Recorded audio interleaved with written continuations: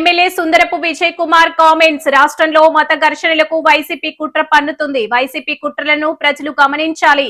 సనాతన ధర్మాన్ని హిందుత్వంపై ఇష్టం వచ్చినట్లు మాట్లాడుతున్నారు. జాడా శ్రవణ్ ఏలూరులో దళిత క్రిస్టియన్ శంఖారావం సభ పెట్టి పవన్ కళ్యాణ్ ను టార్గెట్ చేస్తూ మాట్లాడారు.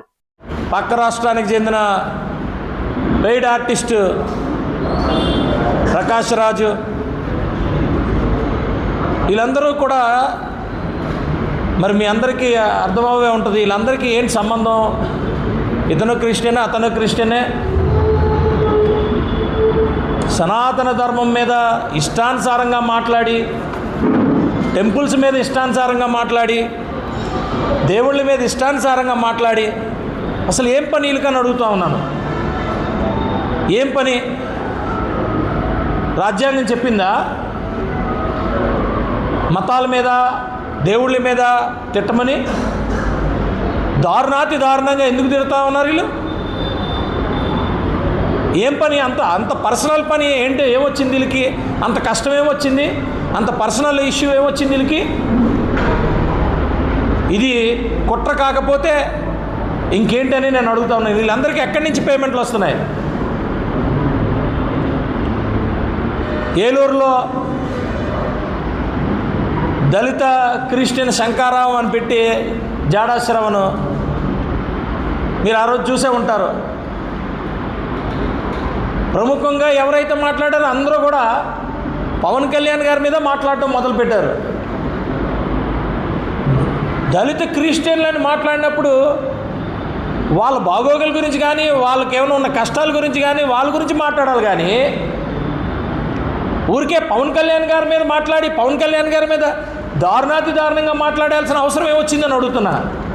కేవలం పవన్ కళ్యాణ్ గారు టార్గెట్ మీద పెట్టుకొని చేసిన పరిస్థితులు ఇవన్నీ. దేనికి? ఇది కుట్ర కాకపోతే దేనికి? ఎందుకు పవన్ కళ్యాణ్ గారు అంటే సనాతన ధర్మం కోసం మాట్లాడతారు, దేశం కోసం మాట్లాడతారు, దేశం కోసం పనిచేస్తూ ఉంటారు. ఇతన్ని పూర్తిగా ఎదుర్కోవాలంటే దేనికి? వాళ్ళకి ఆయన ఏదైతే సనాతన ధర్మం పట్టుకున్నారో, ఏదైతే దేశభక్తి కోసం పట్టుకున్నారో, వాటికి వ్యతిరేకంగా ఏదైనా కుట్ర జరిగితేనే కదా పవన్ కళ్యాణ్ గారు అంటే ఇష్టం లేనైతే. ఇది క్లియర్గా అర్థమైపోతుంది కదా. ఇదే ఎవరైతే రావణ్, ప్రశ్న రావణ్ జోసెఫ్ అది ఆయన పేరు, అతగాడు నేను నాకు దేశం అంటే ఇష్టం లేదు. దేశం అంటే ఇష్టం లేకపోతే నువ్వెందుకున్నావు ఇక్కడ? నువ్వు రాముడి గురించి మాట్లాడుతావు, ఏదేదో మాట్లాడుతుంటావు. ప్రకాష్ రాజ్ ఏదేదో మాట్లాడుతుంటాడు.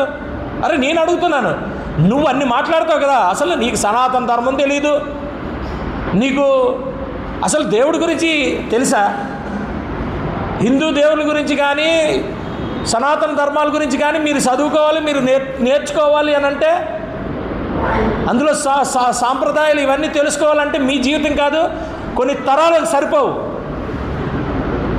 సగం మిడమిటి జ్ఞానాలతో ఏటో మాట్లాడి 10 మంది ఎవరో ముందేసుకొని నవ్వుకొని వాళ్ళని అనవసరంగా వాళ్ళని తప్పుదారి పట్టించి ఏది పడితే అది మాట్లాడడం అంటే ఏమొచ్చింది నీకని అడుగుతున్నా.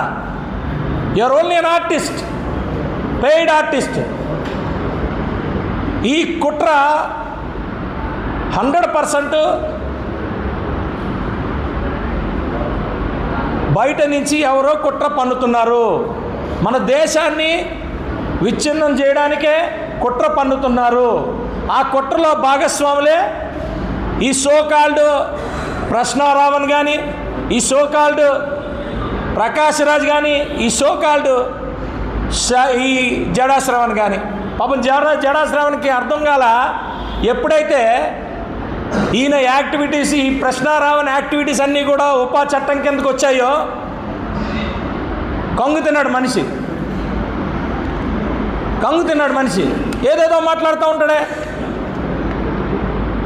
ఒక మామూలు లైన్ మ్యాన్ కొడుకు సరే అయ్యాడు, జడ్జి అయ్యాడు, ఎందుకు రిజైన్ చేసావు?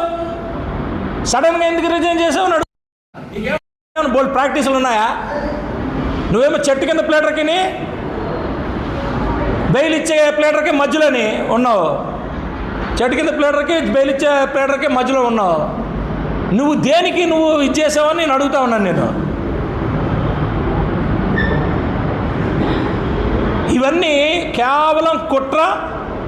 ఆ కుట్ర ఇది పూర్తిగా బయట నుంచి వచ్చే ఫండెడ్ కుట్ర. ఇదంతా ఫండ్ చేసి మరీ కుట్ర పన్నుతున్నారు. దాంట్లో వీళ్ళందరూ కూడా భాగస్వాములుగా ఉన్నారనేది ప్రజలు అర్థం చేసుకోవాలి. దీనికి మేము క్లియర్గా మాట్లాడుతున్నాం. పోలీసు వారు కూడా పూర్తిగా దీన్ని ఛేదించాలా, దీన్ని విచారణ చేయాలా.